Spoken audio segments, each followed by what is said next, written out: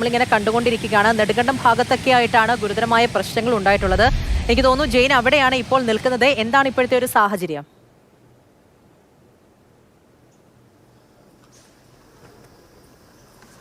പൂജ, ഞാനിപ്പോൾ നിൽക്കുന്നത് നെടുങ്കണ്ടം താന്നിമൂടാണ്. താന്നിമൂട് നമുക്ക് ദൃശ്യങ്ങളിൽ കാണാൻ കഴിയും. ഏതാണ്ട് ഒരു പ്രദേശം ഏതാണ്ട് വെള്ളത്തിൽ മുങ്ങിയ അവസ്ഥയാണ്. പല വീടുകളും ഏതാണ്ട് പകുതിയിലധികം വെള്ളത്തിൽ മുങ്ങിക്കിടക്കുകയാണ്. നേരത്തെ ഇതിൽ കൂടുതൽ വെള്ളം ഉണ്ടായിരുന്നു. ഇപ്പം മഴ പൂർണ്ണമായും മാറി നിൽക്കുകയാണ്. അതിനെ തുടർന്ന് ഒരല്പം വെള്ളം ഇറങ്ങിയിട്ടുണ്ട്.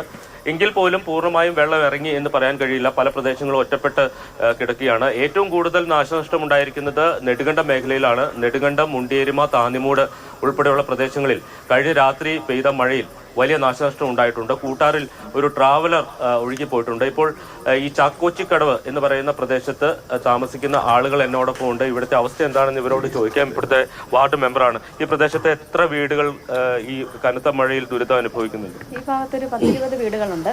ആ വീട്ടുകാരാകെ ബുദ്ധിമുട്ടിലാണ്. കാരണം ഇന്നലെ രാത്രിയിലുണ്ടായ ശക്തമായ മഴയിൽ വീടുകളിലെല്ലാം വെള്ളം കയറുകയും അതുപോലെ പല ഭാഗങ്ങളിലും ഗതാഗത തടസ്സം നേരിട്ടുകൊണ്ടിരിക്കുകയാണ്. ഇപ്പം നിലവിൽ ഏറ്റവും എടുത്തു പറയാനായിട്ടുള്ളത് ഈ ചാക്കോച്ചമ്പടി ഭാഗമാണ്. ഇവിടെ ഒരു 10-20 വീട്ടുകാരുണ്ട്. അവർക്ക് വെളിയിലോട്ട് പോലും ഇറങ്ങാൻ പറ്റാത്തൊരു സാഹചര്യമാണ് നിലവിൽ. സാധാരണഗതിയിൽ കല്ലാറിലെ ഷട്ടർ പൊക്കി കഴിയുമ്പം വെള്ളം ഇറങ്ങുകയും അവർക്ക് നല്ല രീതിയിലുള്ള പ്രവർത്തനങ്ങൾ മുന്നോട്ട് കൊണ്ടുപോകാൻ പറ്റുന്നതായിരുന്നു. പക്ഷേങ്കിൽ ഈ ഒരു മഴയ്ക്ക് ഷട്ടർ പൊക്കിയിട്ട് പോലും വെള്ളം അധികം സാവകാശമാണ് പോകുന്നത്. അതുകൊണ്ട് ജനങ്ങൾ വെളിയിലോട്ട് പോലും ഇറങ്ങാൻ പറ്റാതെ ഇപ്പൊ അവിടെയൊക്കെ വീടുകളുണ്ട്. ആ വീടുകളിലൊക്കെ ആളുകളുണ്ടോ? അവർക്ക് പുറത്തിറങ്ങാൻ കഴിയാത്ത അവസ്ഥയിലാണോ? അതെ അതെ, ഈ ഭാഗത്ത് ഇങ്ങോട്ട് കുറെ വീട്ടുകാരുണ്ട്. അവിടെയുണ്ട്. അവർക്കൊന്നും വെളിയിലോട്ട് പോലും ഇറങ്ങാൻ പറ്റാത്ത ഒരു സാഹചര്യമാണ്. അപ്പൊ അവരെങ്ങനെ നമുക്ക് പുറത്തേക്ക് കൊണ്ടുവരാൻ പറ്റുക? വെള്ളം ഇറങ്ങുന്നവരെ കാത്തിരിക്കണം. വെള്ളം ഇറങ്ങുന്നവരെ കാത്തിരിക്കണം. പിന്നെ നമ്മൾ വിളിച്ച് ചോദിക്കുന്നുണ്ട്. അവർക്ക് എന്തെങ്കിലും ആവശ്യങ്ങളുണ്ടെങ്കിൽ അത് നിറവേറ്റി കൊടുക്കാനൊക്കെ നമ്മൾ സന്നദ്ധരായിട്ട് തന്നെ നിൽക്കുകയാണ്. അവരോട് നമ്മൾ കോൺടാക്ട് ചെയ്യുന്നുണ്ട്. പിന്നെ ഒറ്റപ്പെട്ട് കിടക്കുന്ന ആൾക്കാരെ എന്ത് ചെയ്യാൻ പറ്റും? ഇതിന് വെള്ളം ഇറങ്ങാതെ ഇപ്പം പുറത്തേക്ക് വരാൻ പറ്റാത്തൊരു സാഹചര്യം ഇപ്പം നിലനിൽക്കുക. ഇപ്പൊ ആ വീട്ടിൽ ഏതാണ്ട് പകുതിയിലധികം വെള്ളം ഉണ്ടായിരുന്നു. അപ്പൊ അവിടെ ആളുണ്ടായിരുന്നു? അവിടെ ആളുണ്ടായിരുന്നു. ആ സമയത്ത് തൊട്ടയലോക്കത്തേക്ക് കയറുമായിരുന്നു. അവരെ അങ്ങോട്ട് രാത്രി തന്നെ മാറ്റി. അവർ വലിയ ബുദ്ധിമുട്ടില്ല. അവരുടെ കുട്ടികളുടെ പഠന സർട്ടിഫിക്കറ്റ് എല്ലാം പോയിട്ടുണ്ട്. അതുപോലെ ഒരുപാട് നാശനഷ്ടങ്ങളുണ്ടായിട്ടത് എല്ലാ സാധനങ്ങളും പോയെന്നും പറഞ്ഞ് ഇപ്പം എന്നെ വിളിച്ചത്. ഈ പ്രദേശത്ത് താമസിക്കുന്ന ആളുകളാണ് ഇവരൊക്കെ. രത്നാകരൻ്റെ വീടാണ്. ഒന്നുമില്ലാത്തവരാണ്. അവരിപ്പോൾ രാത്രി തന്നെ മാറി. പെരുമഴയായപ്പോഴത്തേക്ക് 2 മണി കഴിഞ്ഞപ്പോഴത്തേക്ക് മഴ അതിശക്തമായി. ഇവിടെ എല്ലാം വെള്ളം കയറാൻ തുടങ്ങി. അപ്പോൾ തന്നെ ഇവരെല്ലാം ഞങ്ങളെ വിളിച്ച്, ഞങ്ങൾ പൊതുപ്രവർത്തകരെല്ലാം ഇവിടെ എത്തി.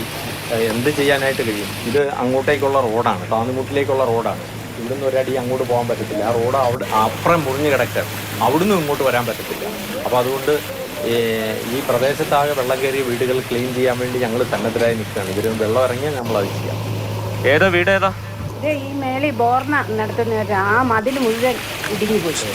ചുറ്റത്തിന്റെ ഈ റോഡിന്റെ മതിലായിരുന്നു. ഈ വീട്ടിലാരാ ഇങ്ങോട്ട് വിളിച്ചിരുന്ന സംസാരിക്കുന്നത്? കരുക്കും പെറുക്കുമായിട്ട് നിൽക്കുക. തീർച്ചയായിട്ടും നമ്മൾ ദൃശ്യങ്ങൾ കണ്ടതാണ്. അതായത് ഇപ്പൊ നോക്കിയാൽ കാണാം, ഈ വെള്ളം കെട്ടിക്കിടക്കുന്നത് ഒരു തോടോ ഇതൊന്നും അല്ല. ഒരു 2 റോഡ് അതിലെ പോകുന്നുണ്ട്. അതിന്റെ ഇടയിലൂടെ ചെറിയൊരു നീർച്ചാലുണ്ട് എന്നുള്ളതാണ് പറയുന്നത്. പക്ഷെ മുകളിൽ നിന്നൊക്കെ വെള്ളം ഒഴുകി എന്ന് ഇവിടെ കെട്ടിക്കിടക്കുകയാണ്. ഡാം അടഞ്ഞ് ഷട്ടറുകൾ താത്തിയ അവസ്ഥയിലായതുകൊണ്ട് തന്നെ അങ്ങോട്ടേക്ക് വെള്ളം ഒഴുകി പോവാതെ ഇവിടെ കെട്ടിക്കിടക്കുകയായിരുന്നു. അതിനുശേഷം ഇപ്പോൾ ഡാമിന്റെ ഷട്ടറുകൾ ഉയർത്തിയിട്ടുണ്ട്. എങ്കിൽ പോലും വെള്ളം അങ്ങോട്ടേക്ക് ഒഴുകി പോകുന്നില്ല. വളരെ സാവധാനത്തിലാണ് വെള്ളം നീരൊഴുക്ക് കുറയുന്നത്. നമുക്ക് ദൃശ്യങ്ങളിൽ നോക്കിയാൽ കാണാൻ കഴിയും. പല പോസ്റ്റുകളുടെയും ഏതാണ്ട് പകുതിയിലധികം വെള്ളമാണ്. അത്രയും വെള്ളം ഇവിടെ കെട്ടിക്കിടക്കുകയാണ്. എന്തായാലും ഇത് ഈ പ്രദേശത്തിലെ മാത്രം സാഹചര്യമല്ല. നെടുങ്കണ്ട തൂക്കുപാലം ഉൾപ്പെടെയുള്ള പ്രദേശത്തെല്ലാം സമാനമായിട്ടുള്ള സാഹചര്യങ്ങളുണ്ട്. 3 വാഹനങ്ങൾ ഒഴുകിപ്പോയിട്ടുണ്ട്. ഒരു ട്രാവലർ ഒഴുകിപ്പോകുന്നത് നമുക്ക് ദൃശ്യങ്ങളിൽ കണ്ടതാണ്. ആ ട്രാവലർ ഇതുവരെ കണ്ടെത്താൻ കഴിഞ്ഞിട്ടില്ല. ഇനി വെള്ളം ഇറങ്ങിയാൽ മാത്രമേ ആ ട്രാവലർ എവിടെയാണ് എന്ന് കണ്ടെത്താൻ കഴിയൂ. അതോടൊപ്പം തന്നെ ഒരു കാറും ഒരു ഇരുചക്ര വാഹനവും ഒഴുകിപ്പോയിട്ടുണ്ട്. ഏറ്റവും ആശ്വാസകരമായിട്ടുള്ള ഒരു കാര്യം എന്ന് പറയുന്നത് ആർക്കും കാര്യമായിട്ടുള്ള ജീവഹാനിയോ അപകടങ്ങളോ സംഭവിച്ചിട്ടില്ല. വലിയ മലയിടിച്ചിലൊന്നും ഉണ്ടായില്ല എന്നുള്ളതാണ്. നീരൊഴുക്കാണ് ഉണ്ടായത്. വലിയ രീതിയിൽ വെള്ളക്കെട്ടാണ് രൂപപ്പെട്ടിരിക്കുന്നത്.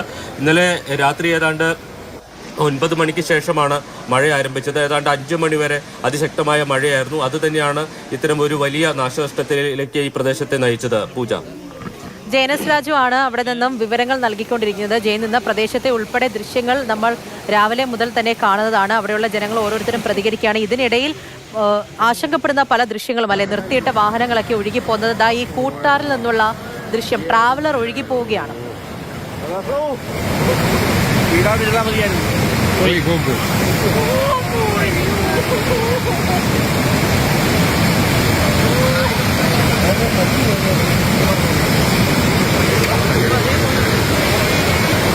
കൂട്ടാറിലെ ദൃശ്യമാണ് നമ്മളിപ്പോൾ കാണുന്നത്. ട്രാവലർ ഒഴുകി പോകുന്നു. അങ്ങനെ ഇടുക്കിയിൽ വിവിധ ഇടങ്ങളിൽ രാവിലെയോടുകൂടി പുലർച്ചയോടുകൂടി പെയ്ത ശക്തമായ മഴ വലിയ ആഘാതമാണ് സൃഷ്ടിച്ചിരിക്കുന്നത്. വണ്ടിപ്പെരിയാർ കക്കി കവലയിൽ വീടുകളിലൊക്കെ വെള്ളം കയറി. വീടുകളിലുള്ളവരെയൊക്കെ പലയിടങ്ങളിലും ഈ സുരക്ഷിത കേന്ദ്രങ്ങളിലേക്കൊക്കെ മാറ്റുന്നുണ്ടായിരുന്നു. കൂട്ടാർ, തേർഡ് ക്യാമ്പ്, സന്യാസിയോട, മുണ്ടിയേരുമ, തൂക്കുപാലം, താന്നിമൂട്, കലാർ അങ്ങനെ തുടങ്ങി നെടുങ്കണ്ടം പലയിടങ്ങളിലും കട്ടപ്പന ഇടങ്ങളിലൊക്കെ തന്നെയും വലിയ വിധത്തിൽ പ്രശ്നങ്ങളുണ്ടായിരുന്നു. കലാർ ഡാമിന്റെ ഷട്ടറുകൾ ആദ്യം തന്നെ ഉയർത്തിയിട്ടുണ്ടായിരുന്നു.